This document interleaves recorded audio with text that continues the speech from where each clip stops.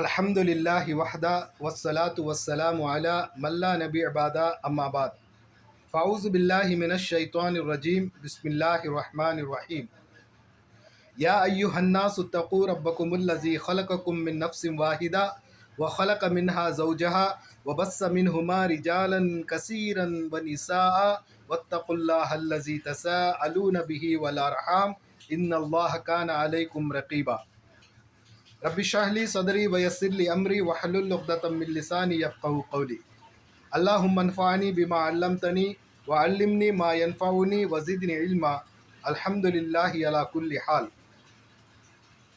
ప్రియులారా, ఏదైతే వాక్యాన్ని నేను పఠించానో ఈ వాక్యము ఖురాను గ్రంథములోని 4వ అధ్యాయము మొట్టమొదటి వాక్యం. ఈ వాక్యంలో అల్లాహ్ సుబ్హానహు వతఆలా మానవులంతా ఒక్కటే, మానవులని సృష్టించిన సృష్టికర్త దైవం ఒకే ఒక్కడని అల్లాహ్ సుబ్హానహు వతఆలా ఈ ఖురాను గ్రంథంలో ఈ వాక్యంలో తెలియజేస్తున్నాడు. యా అయ్యుహన్నాసు తఖూ రబ్బకుముల్లజీ ఖలకకుం మిన్ నఫ్సిన్ వాహిదా. యా అయ్యుహన్నాస్, ఓ మానవులారా. సుబ్హానల్లాహ్. చూడండి, ఒకవేళ ఈ ఖురాను గ్రంథము ముస్లింల కొరకే అయితే ఖురాను గ్రంథంలో ఓ ముస్లింలారా అని బోధించాలి. కానీ ఈ వాక్యంలో మనం చూసినట్టయితే అల్లాహ్ సుబ్హానహు వతఆలా ఓ మానవులారా అని బోధించడం జరిగింది. అంటే మానవులందరినీ అల్లాహ్ సుబ్హానహు వతఆలా హెచ్చరిస్తున్నాడు. యా అయ్యుహన్నాస్, ఓ మానవులారా, ఇత్తఖూ రబ్బకుముల్లజీ, భయపడండి మీ ప్రభువుకి,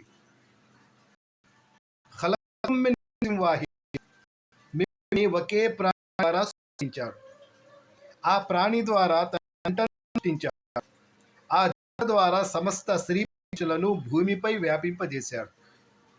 మీ అవసరాల కోసం ఏ దైవానికైతే వేడుకుంటారో ఆ అల్లాహ్కు భయపడండి. మీ మధ్య ఉన్నటువంటి బంధుత్వ రక్త సంబంధాలను తెగత్రెంపులకి దూరంగా ఉండండి అని అల్లాహ్ సుబ్హానహు వతఆలా ఈ వాక్యంలో తెలియజేస్తున్నారు. ఈరోజు మనం ప్రపంచంలో చూసినట్టయితే దాదాపు 750 కోట్ల మంది ఉన్నాం.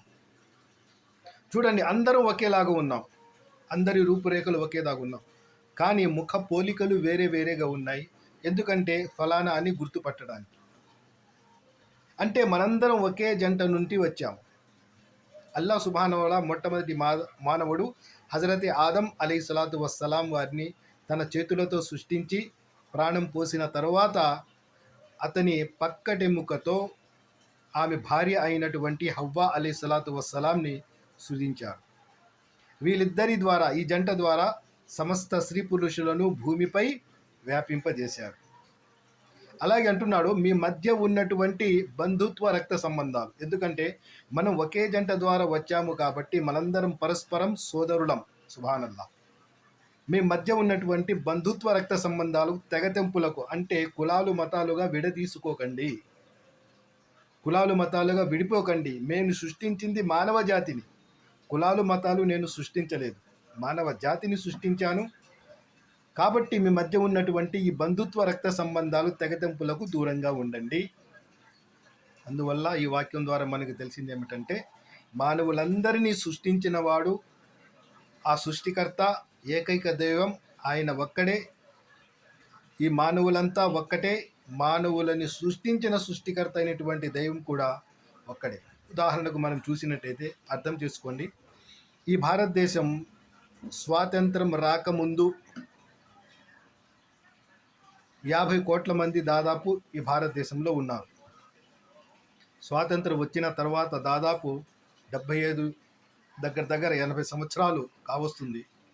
ఎంత జనాభా పెరిగింది చూడండి. 130 కోట్లు దాదాపు ఇప్పుడున్నాం. ఒకప్పుడు స్వాతంత్రం రాకముందు దాదాపు 50 కోట్లు. అంటే ఈ 70-80 సంవత్సరాలలో జనాభా ఎంత వేగంగా పెరిగిందో చూడండి. అంటే మనం ఒక 70-80 సంవత్సరాలు వెనక్కి పోతే జనాభా తగ్గుతూ ఉన్నది. అలాగే వెనక్కి తగ్గించుకుంటూ పోతే మానవ లెక్కలు కూడా తగ్గుతూ చివరికి 1వ సంఖ్య వస్తుంది.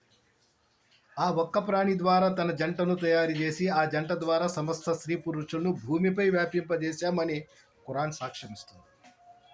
కాబట్టి సోదరులారా, అర్థం చేసుకోండి, మనందరినీ సృష్టించిన వాడు, ఆ సృష్టికర్త దైవం ఒక్కడే, మనమంతా ఒక్కటే.